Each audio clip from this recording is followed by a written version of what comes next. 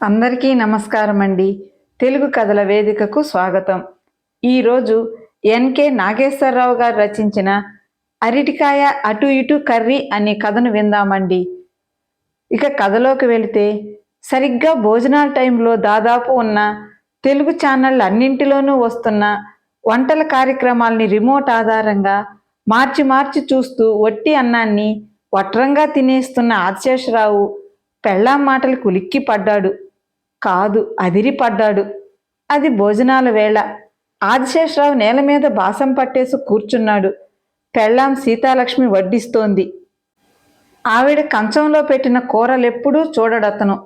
వంటల కార్యక్రమాల్లో వండి చూపించే వెజ్ నాన్ వెజ్ వంటలనే చూస్తూ అవే తింటున్నట్టు అనుకుంటూ, అచ్చం అహనా పెళ్ళంట సినిమాలో కోట శ్రీనివాసరావు గుమ్మానికి కట్టేసిన కోడిని చూస్తూ లొట్టలేసుకుంటూ వట్టి అన్నాన్నే తినేసిన దృశ్యాన్ని మైమరిపిస్తుంటాడు. ఇప్పుడు ఆ పనే చేస్తున్నాడు. పైగా అది తనకిష్టమైన పులస పులుసు గురించి కావడంతో మహా మైమర్చిపోయి చూస్తున్నాడు. అలాంటి సమయంలో యజ్ఞంలో రెట్టేసినట్టు, ఐస్ క్రీం కప్పులో వేడి నీళ్లు పోసినట్లు సీతాలక్ష్మి అన్న మాటలు వినిపించి ఉలిక్కి పడ్డాడు. దాంతో తింటున్న వట్టి అన్నం మెతుకులు గొంతు కడ్డం పడి పొరబోయింది ఆదిశేషరావుకి. మొగుడు నెత్తిమీద అరిచేత్తో 2 బాదులు బాది తాగమని గ్లాసుతో నీళ్ళందించింది సీతాలక్ష్మి. అప్పటికే పొలమారుడికి ఆదిశేషరావు ముక్కుపుటాలు మందగించాయి. కళ్ళనీళ్లు తిరిగి ఎర్రబడ్డాయి.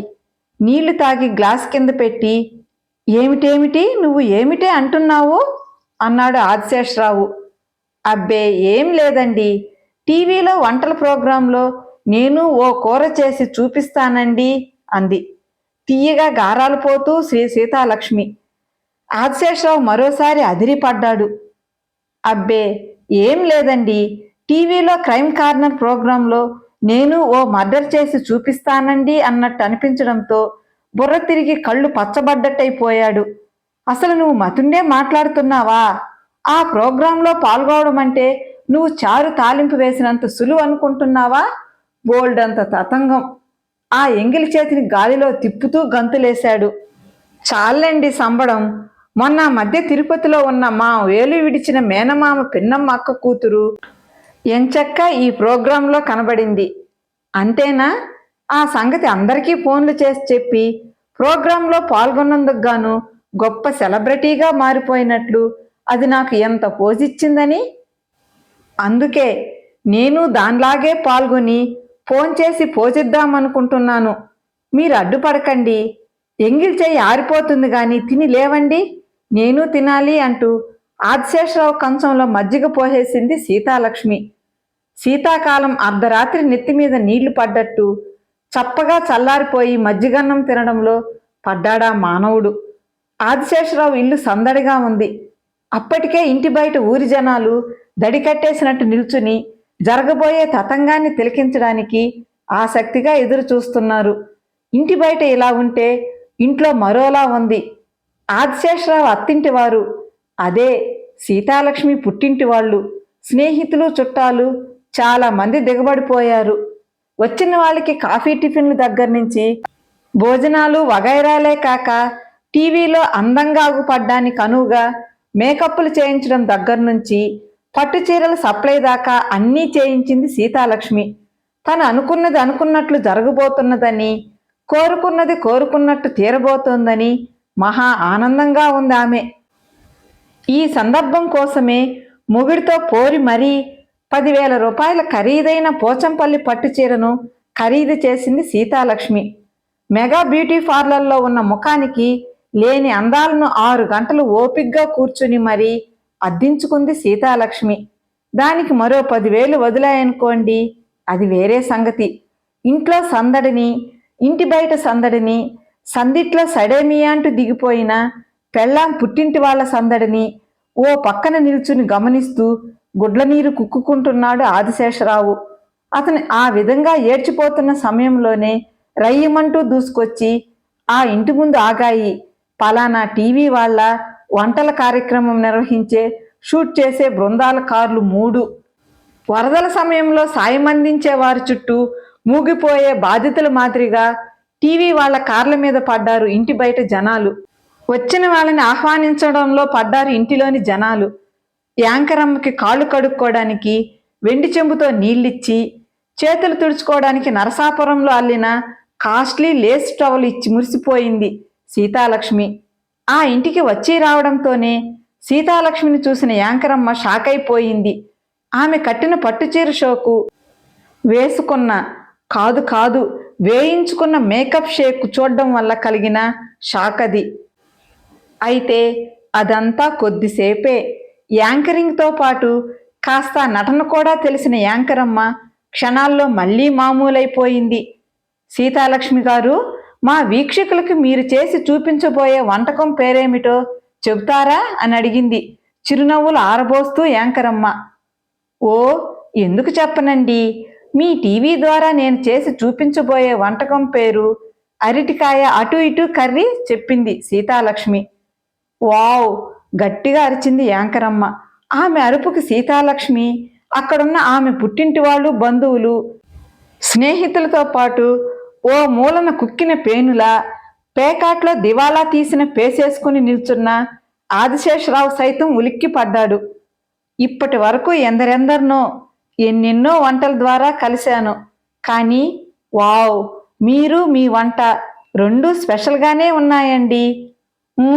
ఇంతకీ ఈ వంటకి ఏ ఏ పదార్థాలు కావాలో మా వీక్షకులకు చెబుతారా అడిగింది యాంకరమ్మ వయ్యారంగా మాట్లాడుతూ. తప్పకుండా.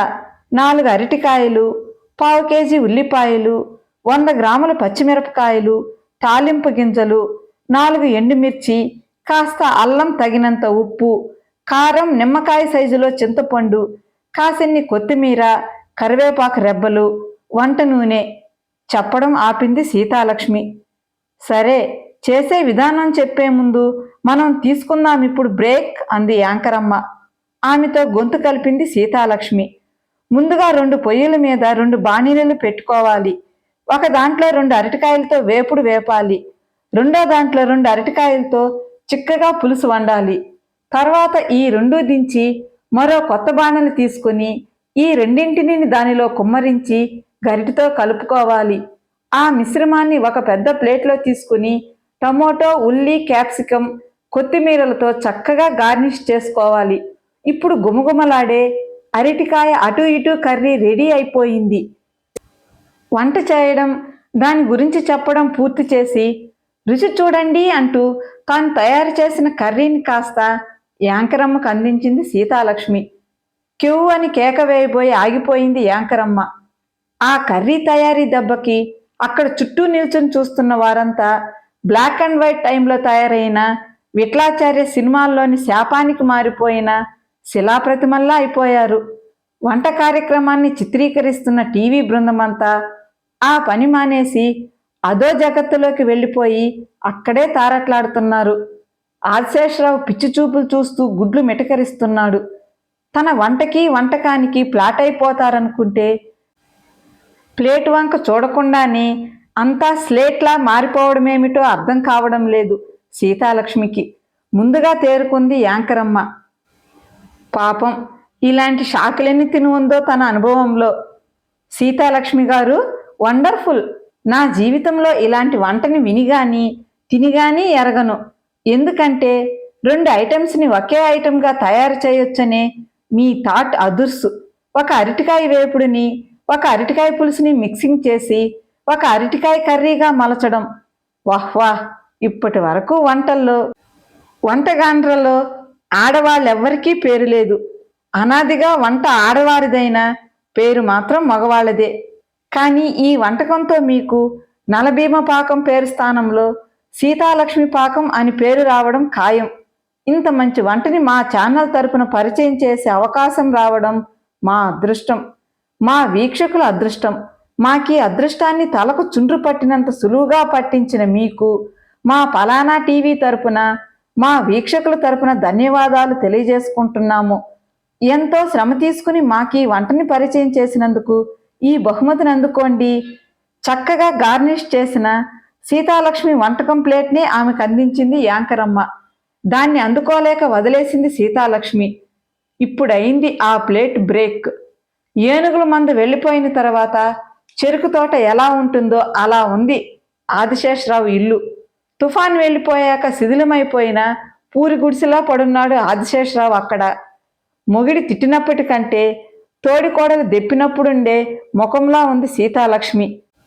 ఆవిడ 10,000 పోసి వేయించుకున్న మేకప్పు, ఇంకా టీవీ బృందం వారి రాకతో వాళ్ళని చూడ్డానికి వచ్చిన ఊరి జనం, ఆ ఇంటి ముఖద్వారం ముందు పెరటి ద్వారం వెనుక చేసిన సందడికి, సాక్ష్యంగా మిగిలిన మొండి గోడల నిర్మాణానికి, పగిలిపోయిన కుండీల మార్పుడికి ఖర్చు తడిసి మోపిడైతే, సీతాలక్ష్మి పుట్టింటి బృందం తినేసిన తిండికి, కట్టుకెళ్ళిపోయిన చీరలకి ఏర్పడిన రాసు కులాసయ్యింది.